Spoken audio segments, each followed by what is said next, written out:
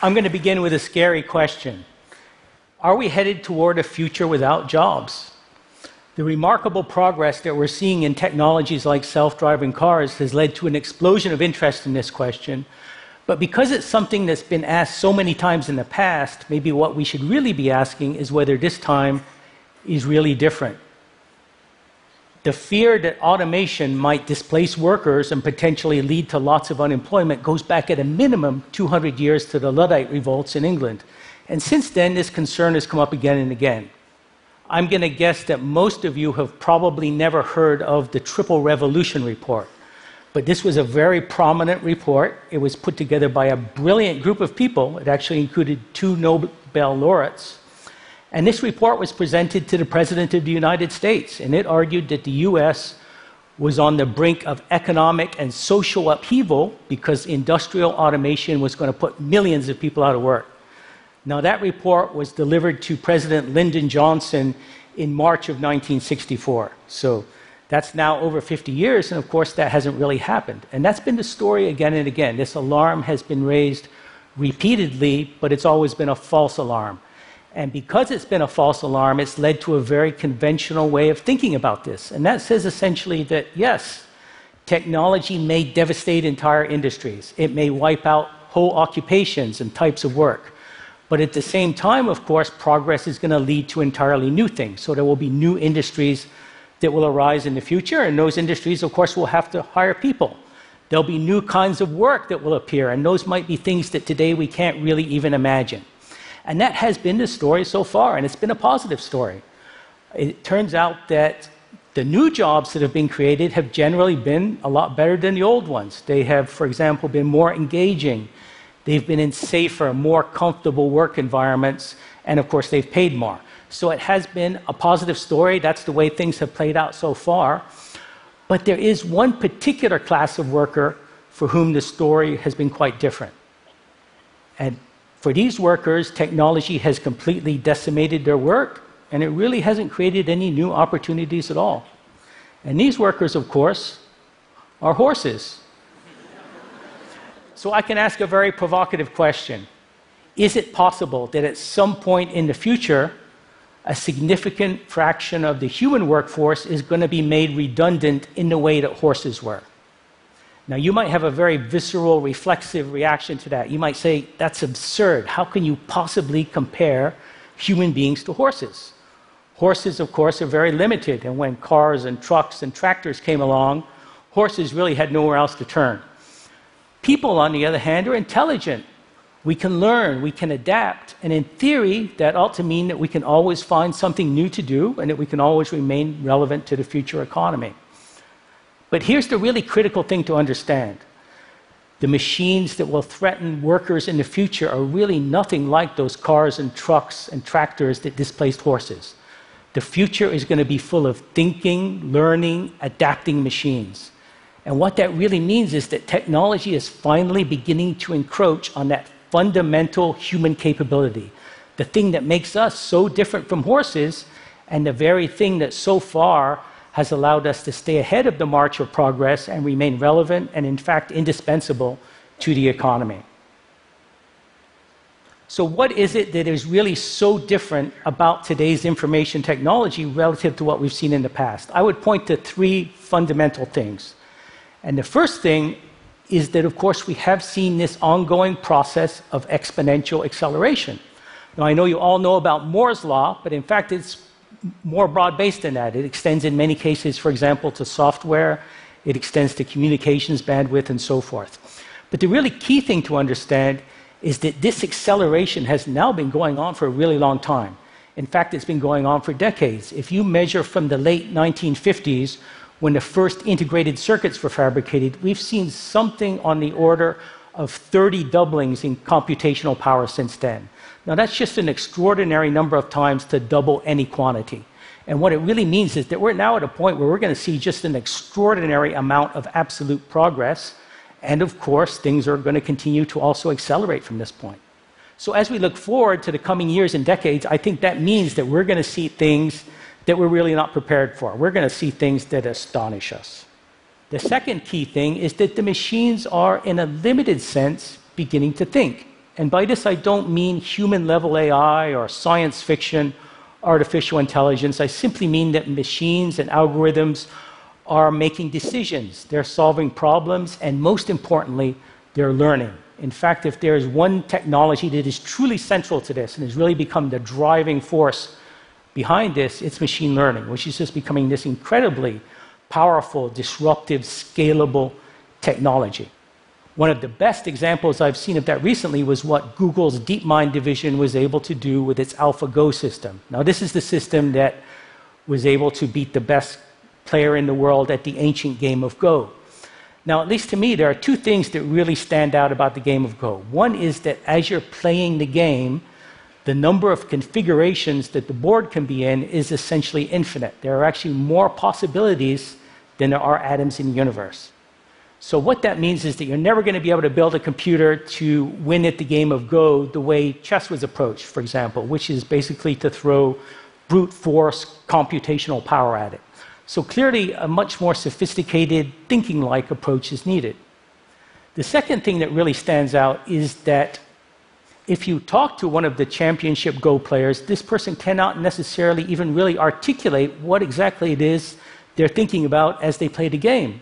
It's often something that's very intuitive. It's almost just like a feeling about which move they should make. So given those two qualities, I would say that playing Go at a world champion level really ought to be something that's safe from automation.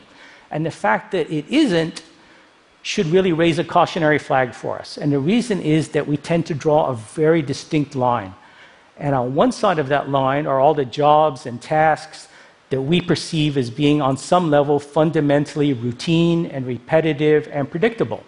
And we know that these jobs might be in different industries, they might be in different occupations and at different skill levels, but because they are innately predictable, we know that they're probably at some point going to be susceptible to machine learning and therefore to automation. And make no mistake, that's a lot of jobs. That's probably something on the order of roughly half the jobs in the economy. But then on the other side of that line, we have all the jobs that require some capability that we perceive as being uniquely human. And these are the jobs that we think are safe. Now, based on what I know about the game of Go, I would have guessed that it really ought to be on the safe side of that line. But the fact that it isn't and that Google solved this problem suggests that that line is going to be very dynamic. It's going to shift, and it's going to shift in a way that consumes more and more jobs and tasks that we currently perceive as being safe from automation.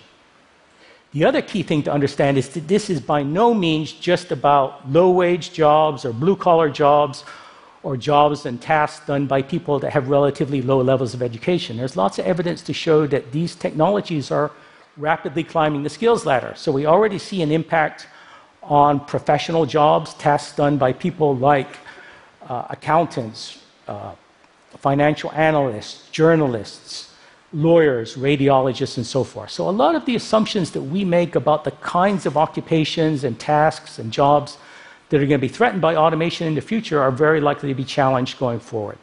So as we put these trends together, I think what it shows is that we could very well end up in a future with significant unemployment. Or at a minimum, we could face lots of underemployment or stagnant wages, maybe even declining wages. And of course, soaring levels of inequality. Now, all of that, of course, is going to put a terrific amount of stress on the fabric of society. But beyond that, there is also a fundamental economic problem, and that arises because jobs are currently the primary mechanism that distributes income and therefore purchasing power to all the consumers that buy the products and services that we're producing.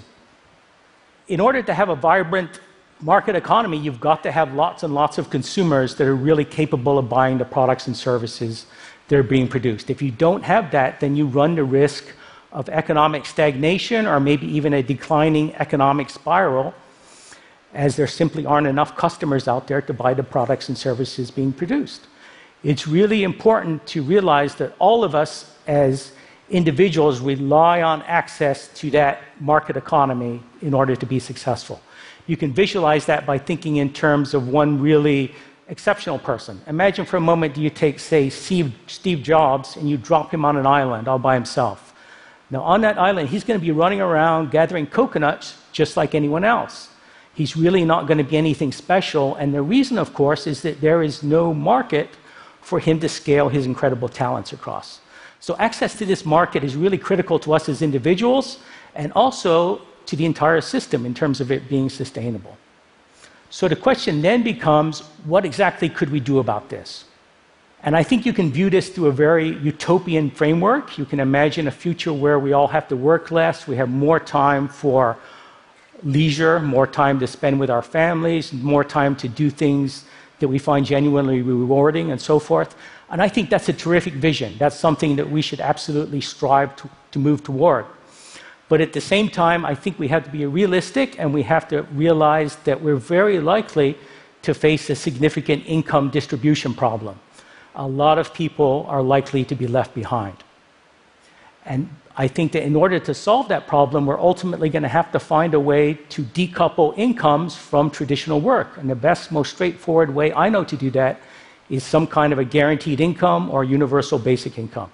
Now, basic income is becoming a very important idea. It's getting a lot of traction and attention. There are a lot of important pilot projects and experiments going on throughout the world. My own view is that a basic income is not a panacea. It's not necessarily a plug-and-play solution, but rather it's a place to start. It's an idea that we can build on and refine.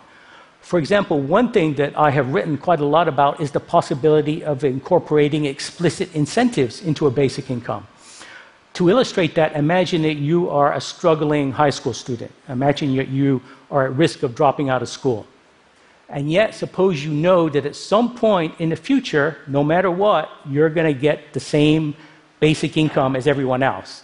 Now, to my mind, that creates a very perverse incentive for you to simply give up and drop out of school. So I would say, let's not structure things that way. Instead, let's pay people who graduate from high school somewhat more than those who simply drop out. And we can take that idea of building incentives into a basic income and maybe extend it to other areas. For example, we might create an incentive to work in the community to help others, or perhaps to do positive things for the environment and so forth.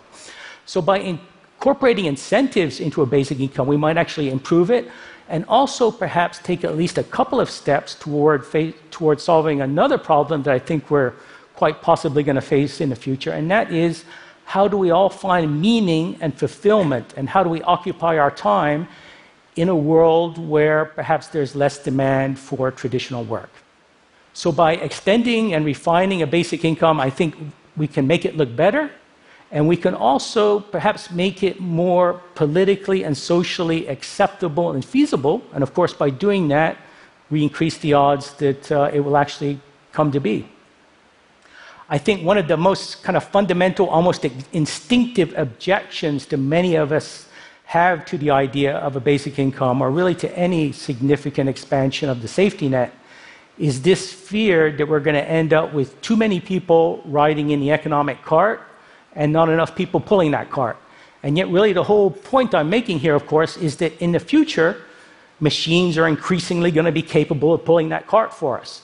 That should give us more options for the way we structure our society and our economy. And I think that eventually it's going to go beyond simply being an option, and it's going to become an imperative. And the reason, of course, is that all of this is going to put such a degree of stress on our society, and also because jobs are that mechanism that gets purchasing power to consumers so that they can then drive the economy. If, in fact, that mechanism begins to erode in the future, then we're going to need to replace it with something else, or we're going to face the risk that our whole system simply may not be sustainable. But the bottom line here is that I really think that solving these problems, and especially finding a way to build a future economy that works for everyone at every level of our society, is going to be one of the most important challenges that we all face in the coming years and decades. Thank you very much.